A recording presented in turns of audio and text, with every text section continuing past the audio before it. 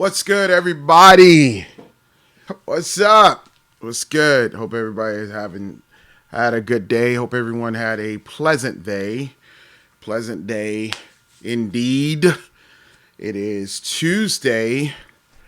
Man, we almost finished June, yo. This year is just flying by. Not even just easing by, it's just flying by. Before you know it, it'll be Christmas again. And y'all have to go out and buy me another gift. No, I was just joking. But anyway, it'll be Christmas soon. So it's June. What's today? 7th, 18th. June the 18th. Thank you guys for joining Hot Topics. Do me a favor, please share this video. Please share the video. The video is going to help someone. Hopefully it's going to be some information that I'm going to be able to share with you guys. That will be able to be helpful. So somebody was texting me. Sorry about that. Anyway, share this video, y'all. What's good? What's good? What's good? What's good? Crystal, what's good? Shonda, what's good? Eva, sorry about that. Eva, still tired. Anyway, all right, y'all. Did y'all have a good day? I mean, tell me, did you have a good day? I mean, did you win? Were you great? Did you accomplish the day that you wanted to set out? Did you accomplish it? Did you go out here and make things happen? What's up, Richard? Did you go out here and make things happen? Or did you just let the day pass you by? Did you live or did you exist? That's my big thing. You know, you can't just exist. You got to live. So did you live? Did you go out there and make things happen? Or did you just sit back today and just be like, well, you know what? I lost the day. I hit it tomorrow. Either way, you're still here, and I'm glad you're here. All right. Well, I guess without further ado, we go ahead and get into some of this news here. Some of the local news. What I try to do is to give you guys some local news. And once I give you some local news, then we can talk about some national news, right? So the reason I talk about local news is because a lot of times you guys just don't watch the news. And a lot of times it's no fault of yours. It's just that the fact that there's just so much going on. And I can't blame you. I just can't blame you. Just a lot of things going on. You got to feed the kids. You got to do a lot of things. And then by the time the news come on, you know, you only get a little segment of the news. And it's like, wait, what does this mean? Right. So I can kind of understand it. So what I try to do is to give you guys some local news where I'm based out of Tulsa, Oklahoma. But then for those who are just joining, so that's the local news that I try to do is give some Oklahoma news from a person of color perspective. Because, you know, ain't many of us here. No, that's a joke. It's a lot of us here. It's a lot of black folks here and brown people here. So, but anyway, let's talk about some local news here. Oklahoma, and if the stream starts glitching, it'll clear out. Oklahoma, there's this concept that says when you go to Oklahoma, you are going to a place to raise your children. You're going to a blossoming place that you will have worry-free. You will have churches on every corner, great politics and great parks and fulfillment that you will get from being a part of the Oklahoma lifestyle, right? So that's the illusion, right, that we're selling. But when you cut through all those illusions, you actually start seeing some bad stuff, meaning the education, meaning the poverty, meaning the incarceration, the African-American population of the economic employment, economics. What's up, Maria? What's going on, everyone who just joined? You start seeing all of that cut through, right? And then you start asking yourself this question: is our state great? You have to ask that question for yourself. Is Oklahoma great? And I don't mean that to a perspective that you're trying to pump yourself up to say, yeah, we have a great state because I pay taxes. No, is Oklahoma great? Well, could we be doing more? Of course we could be doing more. I know that's what you're saying to yourself. Of course, Mark, any other state could be doing more. But you have to sit back and ask yourself this question. We're supposed to be the number one state that's supposed to have all of the prosperity gospel of the Christian church to come out of here. As a matter of fact, the church runs the whole state pretty much. So you have to ask yourself the question: what is happening to the state when you have leaders in the state that are failing? So there was a report that came out yesterday. It talked about our children. You know, the ones that we actually forget about. Not the ones you go home every day, you cook your food and all. I'm talking about children as a collective. There was a report that came out about the well-being of our children. The well-being, where we are in the state, the well-being, how our children are advancing through health, through education, the well-being. Watch this report because we're going to come back and we're going to talk about this. I'm going to play this video from local Fox News, but I want you to watch this report because it's really startling. I saw this and I just felt so sad because, you know, situations like this doesn't need to be at all. Not at all. Matter of fact, I'm trying to get some sound to play now. So let's see here. I don't know if I can get some sound, y'all. But a report came out over the weekend and it talked about our children, the well-being of our kids. And I think we really truly need to be serious about this state. You know, we joke a lot, we clown a lot. We talk about how Oklahoma is such a great state, but I can't get the video sound to play. But anyway, the Oklahoma, I just talk about this here, and maybe I can get the sound to play. Oklahoma is ranked 42nd in the nation for child well-being. 42nd in the nation, y'all. 42nd. Not the 41, not 20. It's 50 states. Hold on. 50 states, and Oklahoma ranks 42nd in the nation for child well-being. And I'm trying to get this video to play. So when we talk about child well-being, we're talking about how children are dealing with the education, the health, the wellness. And it is so important that we have a mentality to understand, are we cheapening our children? All right, I got this sound to play. Hold on. Let me see if I can get this. All right, here we go. Let me play this joint so you guys can see it. Here we go. Let me blow it up for you guys, and let's do this. There we go.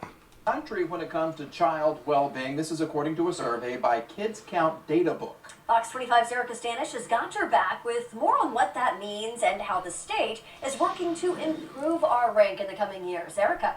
Well, Mike, Wendy, Oklahoma ranks 42nd out of all 50 states, and of 4 categories, it's ranked especially low in education and health. But the executive director of the Oklahoma Commission on Children and Youth says the state is making its way up the rankings year by year.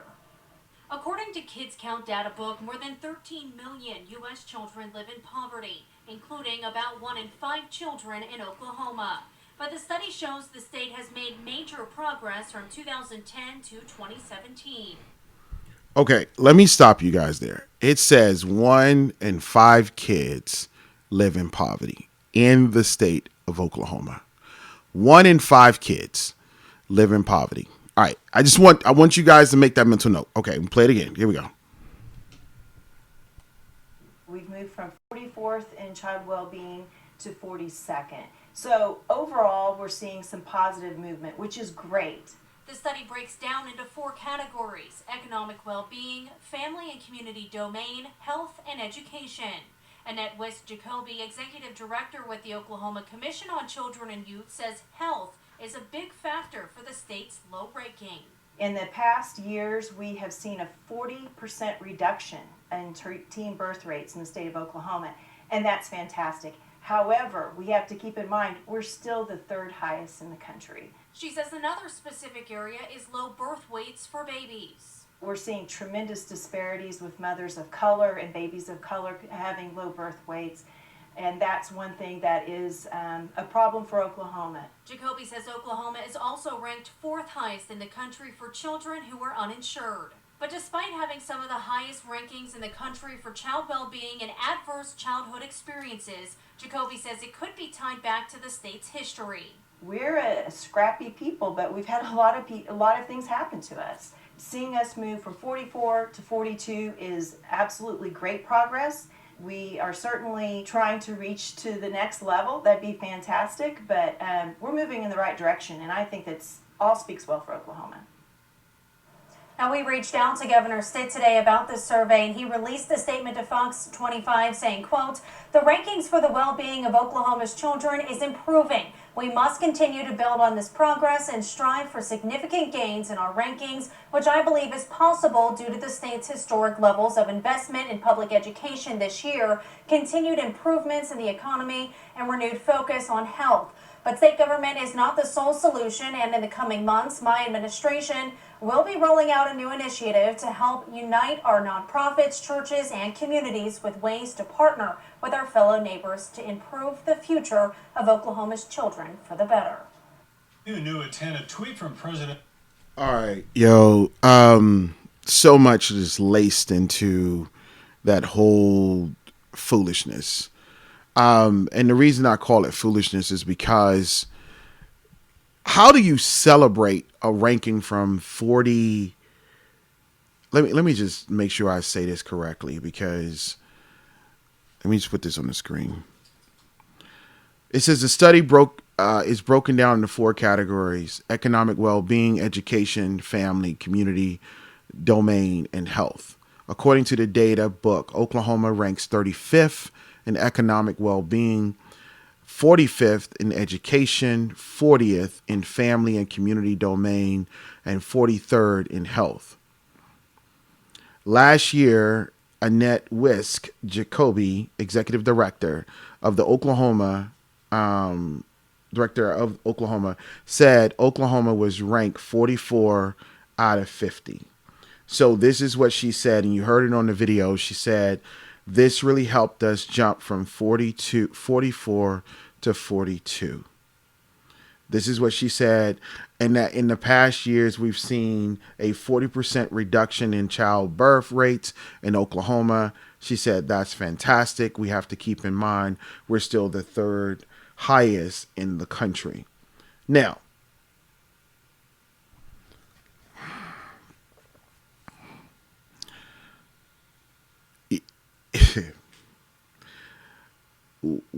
when I tell you that the bar is so low here that you celebrate nominal wins, I get it.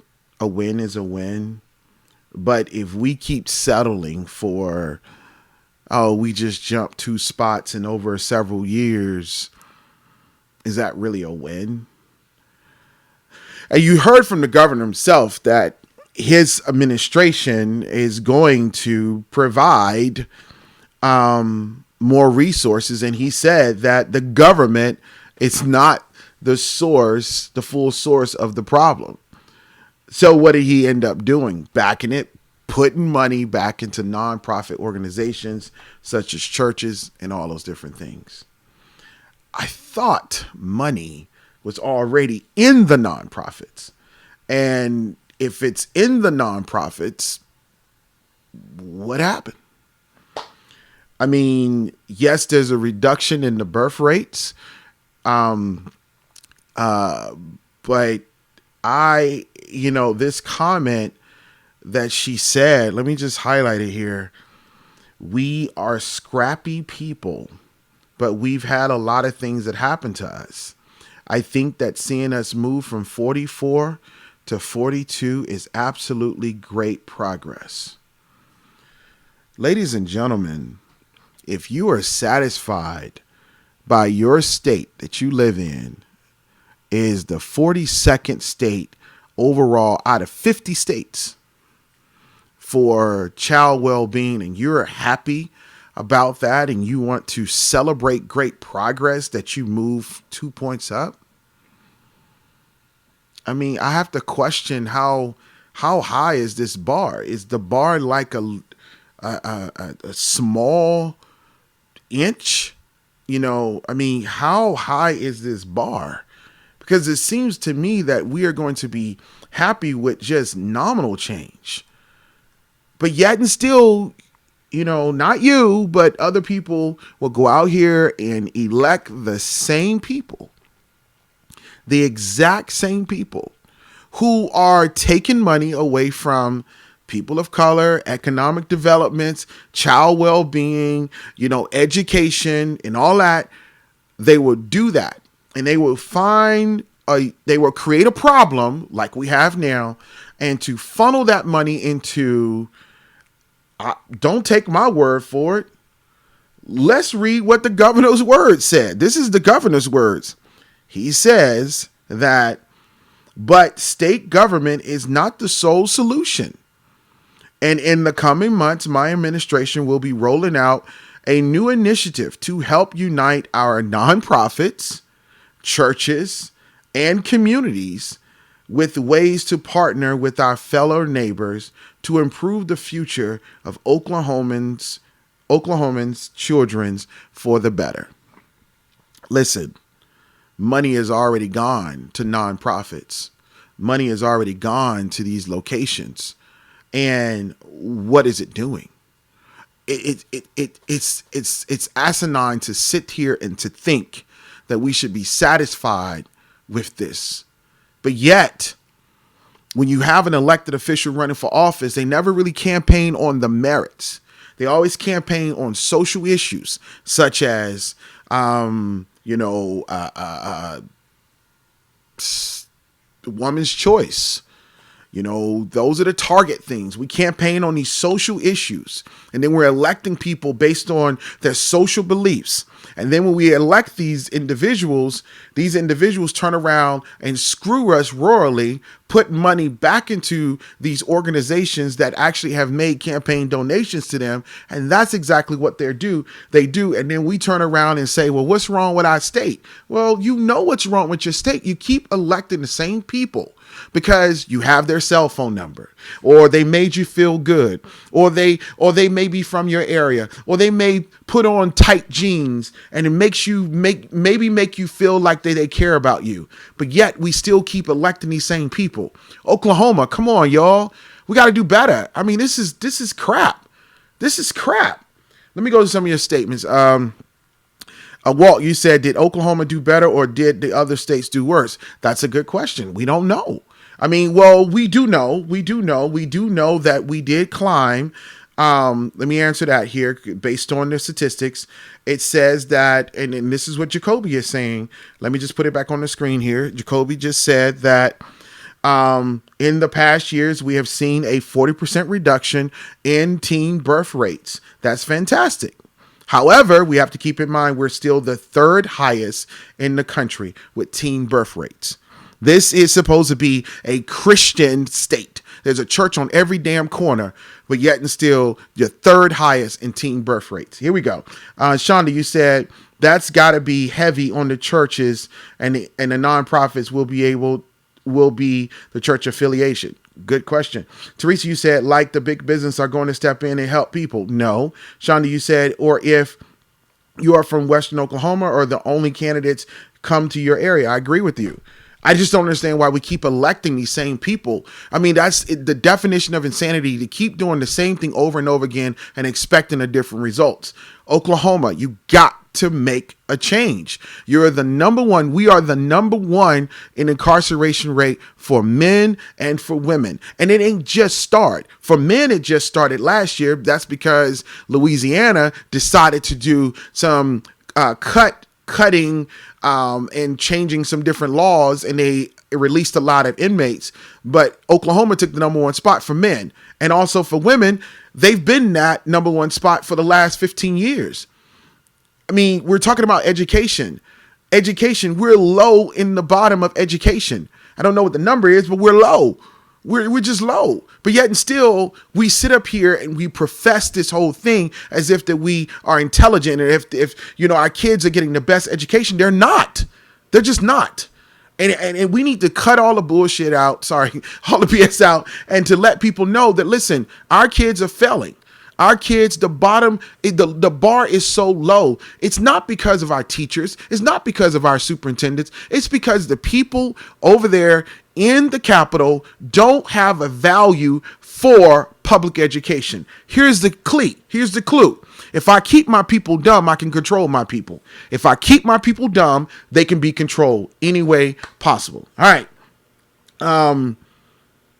Let me move off on that because I get on my rant, yo, and I keep going all night on this. I just think that is something that we have to really be serious. Is Oklahoma being better for our future? Are we being better for our future? Are our laws, our policies, are we being better for our future? Yeah, I understand what Governor Stitt is saying. I understand that, but he can't do anything in 4 years. He'll make just a little amount of change. This is a problem that has not just started with his administration or even Mary Fallon's administration. This is a problem that has crept up over years and decades, and people have turned blind eyes to these situations and have turned around and said, well, we're okay. Well, as long as they come to my church and they tell me and they show their face, or as long as they don't look like me, or as long as they're okay, or as long as they do these things and they kick back some money, then we're going to keep voting for them. But all the while, our kids are failing. Now, keep in mind, ladies and gentlemen, I want to make sure that you guys understand when I talk about education, a lot of these surveys are not surveying private schools, okay? They're surveying public schools. If I'm incorrect, someone please correct me. A lot of these surveys are surveying public education where the education is public and that information is public that they can get. A lot of these times it's not from the education sector that is private. Why am I saying this? It's because a lot of people go, a lot of higher uppers send their schools to the best and brightest. They send their schools, they're sending their students to private education. So they are getting the best. And this is why you often are hearing voucher program that happens in Oklahoma. This is why you keep hearing this push for voucher program. And they're pushing it to minority organizations and minority communities, thinking as if that certain minority kids, hey, send your kids to Cassia Hall. Your kids can go to, Bishop Kelly. Your kids can go to all these different private institutions, but what they don't realize is public funds that is paying for private institutions. So please, guys, do not turn around and be so sold on the voucher program. The voucher program, it does not help for our community or for communities of color and at-risk community, marginalized communities. Teresa, you said off topic. What do you think of the Cab Mob song Oklahoma? The video is cool. Haven't heard it. Please send it to me. Inbox it to me. Send it to me. All right, guys, let me go on to my next subject here. And yeah, let's go. Let's just go here. Let's just talk about it. I'm going to some national news now. Okay. National news. I'm gonna get off Oklahoma. National news. If you guys, maybe hate is what we need if we're going to get something done. All right, let me turn that off. Donald Trump, as you know, for those who don't know, Donald Trump was a mastermind in the Central Park 5 case. Donald Trump took out an ad, and I'm talking about Central 5, the people who were the kids. They were kids between ages of 14 to 16 years old. They were indicted, charged, and they were convicted of rape, and they were innocent. Donald Trump was one of the masterminds. Let me replay this video for you guys, for those who don't know about the Central Park 5 and you need a refresher. Let me play this video for you guys so you guys can see it, and we'll come back and we'll talk about this. All right, here we go. I felt like they might take us to the back of the precinct and kill us.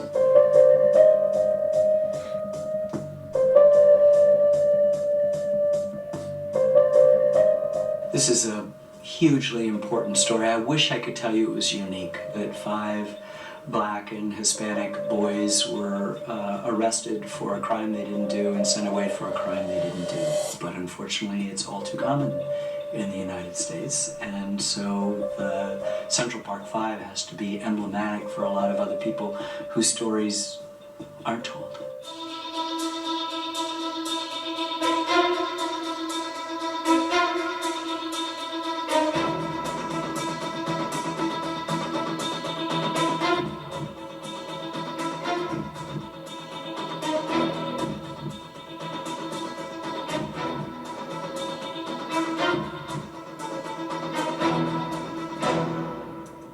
There was a orange-haired real estate developer in New York at the time of the Central Park jogger case who took out full-page ads in all the daily newspapers asking for the return of the death penalty and more police. Of course I hate these people. And let's all hate these people, because maybe hate is what we need if we're going to get something done. And he believed that these children should be executed, even though, of course, even the return of the death penalty would disqualify the execution of children. It was horrific then, it's horrific to hear it now.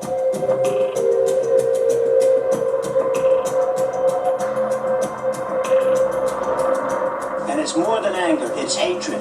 And I want society to hate them.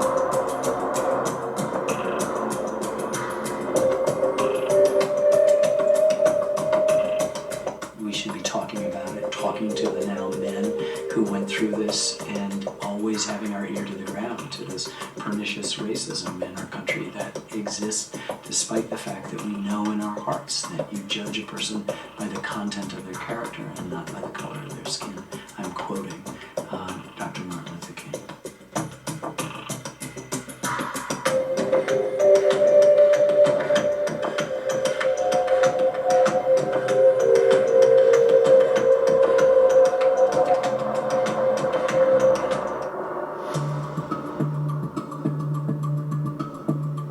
I don't think we should admit to something that we didn't do. Okay, we keep fighting. If I were starting off today, I would love to be a well-educated black because I really believe they do have an actual advantage today. That devil wants to kill my son. You gonna take an ad out about killing my son?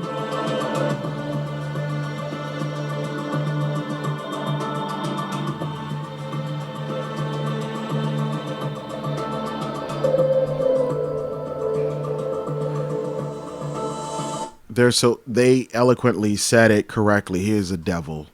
So Donald Trump, as you know, has been very instrumental in that Central Park 5 case because he was the one who actually advocated for the death penalty for kids. Kids, ladies and gentlemen. I said between the ages of 14 to 16 years old, and they are kids. If you haven't seen Ava's rendition on the Central Park 5 called When They See Us, please do yourself a favor and go ahead and see it, because it is definitely a must-see. So today, our dear, strong and powerful reporter, April Ryan from the Urban Radio Reports, asked Donald Trump today in reference to his statements on the Central Park 5. And this happened today. Just listen to what he has to say. Will you apologize to Central Park 5? They've been exonerated. There have been videos, movies shown about the case, and you came out with full-page ads saying that they should die. They should death penalty. Why do you bring that question up now? It's an interesting time to bring it up. You have people on both sides of that. They admitted their guilt. If you look at Linda Fairstein and if you look at some of the prosecutors, they think that the city should never have settled that case. So we'll leave it at that. So the question was, will you apologize for calling for the death? He never did. He was wrong, and he still came out today and said that they admitted their guilt. And if you don't know this story, they were cohorts under duress from police officers to write a statement at 14, aged between 14 to 16 years old. This devil the president of the United States of America, to this day, is still believing the fact that these people are still guilty. Yep. He believes that. This devil. All right, guys, let me go on to the next subject because I can say some choice words about him right now. Paul Manafort. Let's talk about it. Paul Manafort. I want you to see this headline because I want you guys to see this headline right here. And I'll read it to you so you can see it. It says, Paul Manafort seemed headed to Rikers. Rikers Island is a prison in New York. Then the Justice Department intervened. So last week, there was a statement on Paul Manafort was actually in solitary confinement. I feel you, Benita. He was in solitary confinement. And I thought he was in solitary confinement. So all of these people all over Twitter used Paul Manafort as a poster child for nobody should be in solitary confinement. Some of you guys watching right now, you're probably like, oh my God, he called me and he cussed at me. I did, because people were trying to make the case that Paul Manafort shouldn't be in solitary confinement. And they didn't talk about Khalif Breyer. He was the young man who was actually sent to solitary confinement for a crime he didn't commit. He ended up committing suicide. Also, we talked about Central Park 5. Corey Wise, one of the Central Park 5, he was in solitary confinement for many years. But society wanted to use Paul Manafort as the poster child to say, well, he should not be in solitary confinement. Listen, let me tell you something. Solitary confinement to me is wrong. Absolutely wrong. But I'd be damned if I'm going to use Paul Manafort as a poster child to say that we need to abolish solitary confinement. Sometimes we need to pick and choose who we want to use as a poster child. Why? Because they have executive privilege. You don't believe me?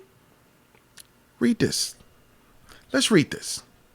It says, clearly, a senior justice official said that the department believed Mr. Manafort's treatment was appropriate. But several former and current prosecutors said the decision was highly unusual. Most federal inmates facing state charges are held on Rikers Island. There was an intervention. Let me explain to you the intervention, because he was headed to Rikers Island. But last week, Manhattan prosecutors, mind you, these are federal prosecutors, were surprised to receive a letter from the second highest law enforcement official in the country inquiring about Mr. Manafort's case. The letter from Jeffrey Rosen, this is the Attorney Barr's new top deputy, indicated that he was monitoring where Mr. Manafort would be held in New York. And then on Monday, federal prison officials weighed in, telling Manhattan District Attorney Office that Mr. Manafort, 70 years old, would not be going to Rikers Island. Instead, he will await his trial at a federal lockup in Manhattan or at the Pennsylvania Federal Prison, where he is serving 7.5 years for widespread ranging financial schemes. That's right. Ladies and gentlemen, Paul Manafort, because of everybody on Twitter who are using Paul Manafort as the poster child, he got his executive privilege. But what happens right now to all of the people who are currently right now in solitary confinement? They don't have executive privilege like Paul Manafort has. But yet and still, what we do, we turned around and we hopped on this case because it was hot. We hopped on it and we used Paul Manafort as the poster child. I've gotten into several Twitter arguments all last week because I kept telling them he has executive privilege. Stop using him as the poster child. But everybody was saying, well, we should talk about solitary confinement. He's privileged. And now it's showing he's not even going to Rikers Island, and which means that he will not even be in solitary confinement. But what happens to the black and browns who are currently right now in solitary confinement? Do they get the luxury of having the Manhattan prosecutor calling them and saying, hey, we don't want our inmate in, right? Can we shut down solitary confinement? She's lucky. So this is why I try to say that sometimes privilege and executive privilege will always win, because he has the ear and the connection to the president. That's what happened, ladies and gentlemen. Now you hear no chatter about solitary confinement. None. Gotta love America. Gotta love it. All right, guys, let me go on my next subject here. Watch this. I'm flipping gears right quick. I'm flipping gears because I want to talk about this. We're going to go to some cops here, how cops be doing the most. And let's talk about this, because this, we're going all the way to Kansas City. Kansas City Police Department did something that was horrible. Watch this story. To dump my mama asses on the ground and then try to scrape them up, and then you scrape up dirt. That's very disrespectful. Well, I was walking to my friend's house. That's how I started, right? Yeah. I was going to my friend's house, and I was approached by the police. They arrested me. They took all my property out of my pocket and my grandmother's ashes, and ended up dumping it on the ground. This thing was filled up to the top with ashes. Now we have probably this much of ashes. If I don't even think it's that much. As you can see, this is dirt. All I can say is these white specks is my mom, and the rest of this is dirt. While I was in handcuffs, I seen my money flying, so I looked to the right to see what he was doing. Like, what is he doing? My money flying, and then I just so happened to see him screwing back on the lid to my grandmother's iron, you know. And he like, what you mean, what am I doing? I'm like, you just dumped out my grandmother's ashes. What you mean, what are you doing? He's like, well, I didn't know what it was. You didn't never ask me what it was. I know I got a warrant out for my arrest or whatever, but that's not important right now. This is important right now. Can't get that back, you know? But you try and scrape up dirt. We don't have any ashes anymore. All we have is look like tin specks or whatever. If that's the ashes, I'm trying to make good in it. But that's dirt in there. Admit you're wrong. Period.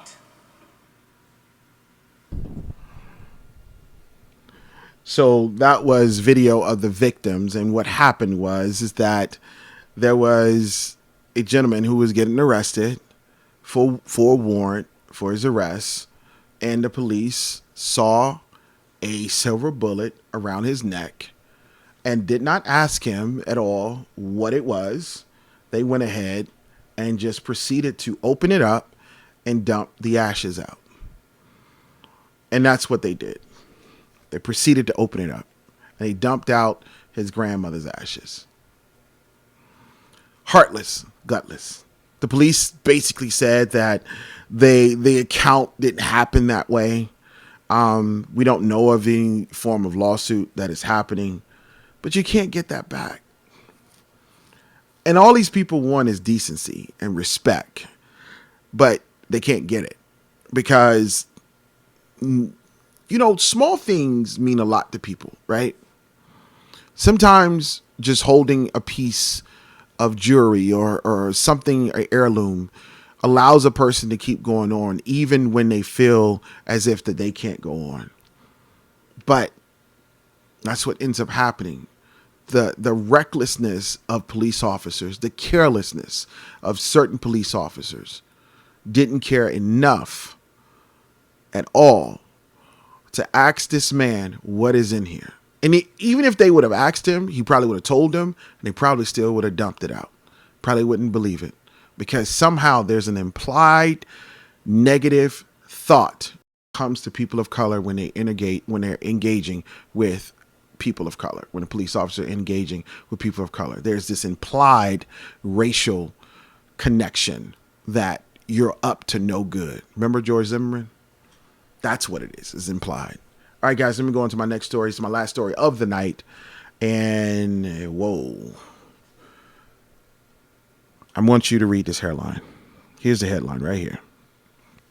It says, a brother walks through front door after sisters take man they thought was him off life support. This is what happened, ladies and gentlemen, to this story. This is in Chicago, okay? This is in Chicago. It baffled me after I read this story. These two sisters receive a call from the hospital. The hospital says, we have identified your brother and he's on ICU. You both need to come down. The two sisters knew that their brother was kind of estranged. They don't hear from him often. So they went down to the hospital.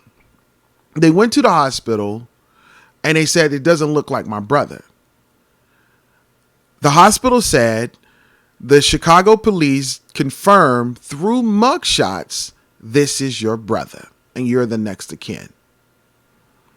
Because she said that the face doesn't look like my brother. The hospital said he was beat up bad. So the hospital encouraged them to take their brother, who they thought that was their brother, off life support. And they did. So they started planning the funeral. She gets a call from her other sister and said, it's a miracle, it's a miracle, it's a miracle. Our brother's still living. Yep, that happened.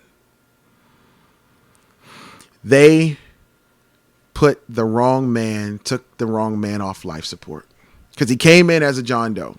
This hospital confirmed that, saying that it was through Chicago Police Department saying that, hey, this is your brother. Not through fingerprints or dental records, but they said, this is your brother. And that's what happened in this particular case.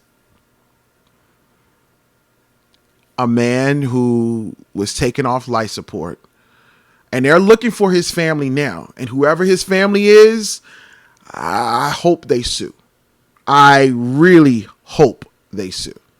But they took this man off life support thinking under the direction of the hospital it was their brother, but it wasn't their brother at all.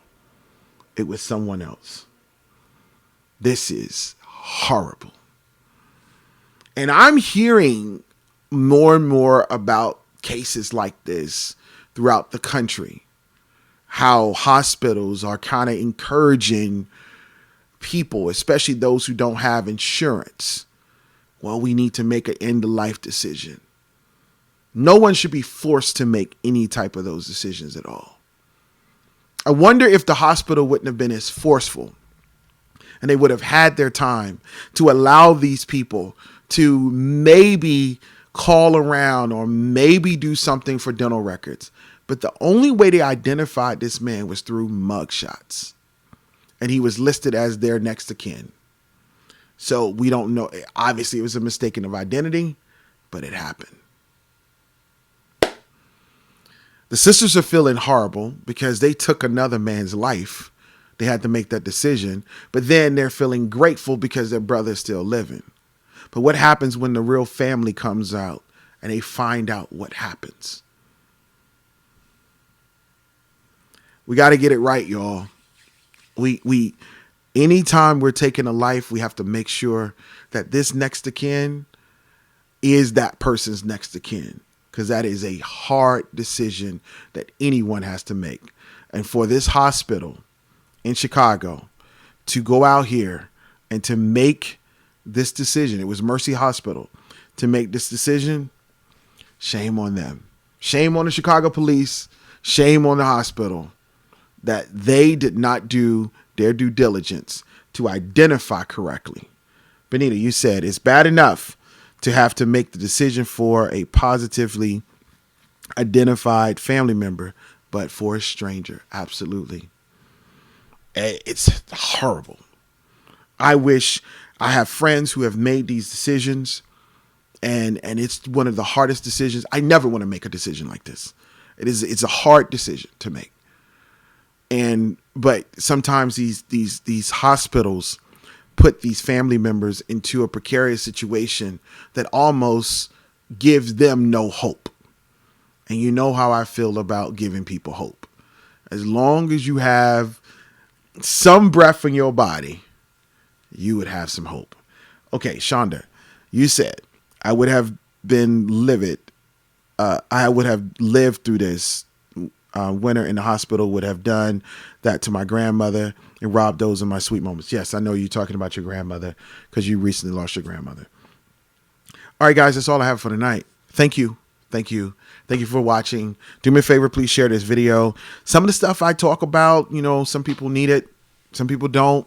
But most importantly, let me say this before I let you guys go, because I want to stress this so much. And I'm not stressing this any beneficial for me. I'm stressing this for the benefit of you, to be beneficial.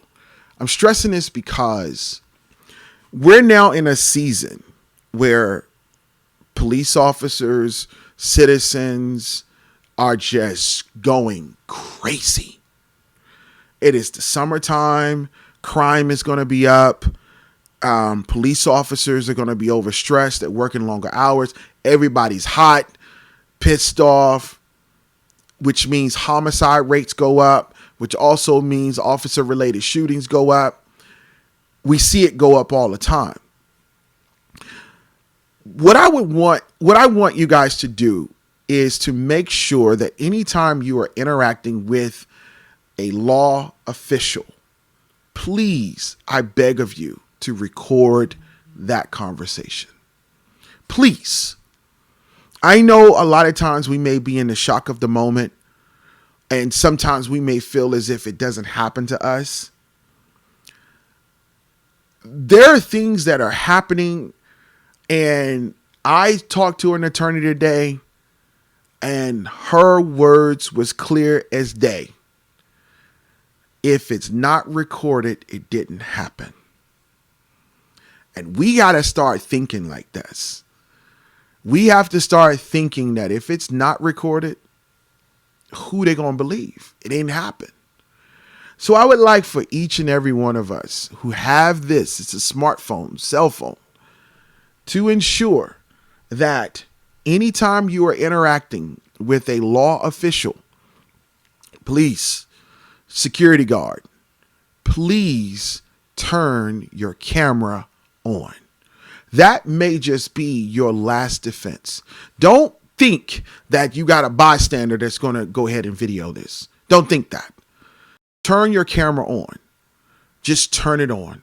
Make sure you have your videos automatically upload to the cloud when you stop, because a lot of times these police officers will take your phone and turn your phone off, and because they know that your video needs to be saved to the cloud. If you have an Apple phone, if you have an Android, you have a Windows, as soon as you record it, your video should go directly to the cloud so it can be saved. I'm saying this to you because video is a life-saving. So if you don't take anything I said tonight, please take the fact to record all interactions. I don't care if you're a female. I don't care if you're a male. I don't care cisgender, transgender. I don't care. Record all police interactions. If it is, could be a life-saving technique. That's all I have for you guys tonight. Thank you so much. Take care of yourself. God bless.